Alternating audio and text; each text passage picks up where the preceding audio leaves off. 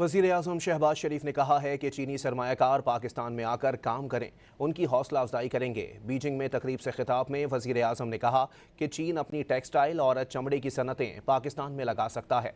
पाकिस्तान और चीन का इश्तिराक दोनों ममालिक के लिए कामयाब साबित हो सकता है। That area of Chinese industrial houses, which is no more competitive with other countries for a variety of reasons. For example, labor in this country has become expensive.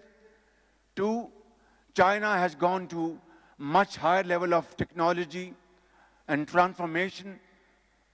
That industry could be shifted to Pakistan, like textile, like leather and other areas.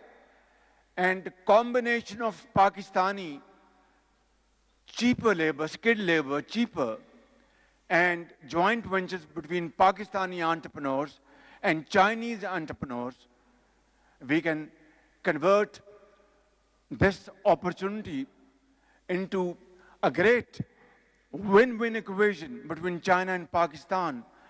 Produce those items in Pakistan, be competitive and export to third countries, and Chinese investors would have their profits and Pakistani investors would have their profits. So this is, I think, the sum total crux of CPAC 2.0.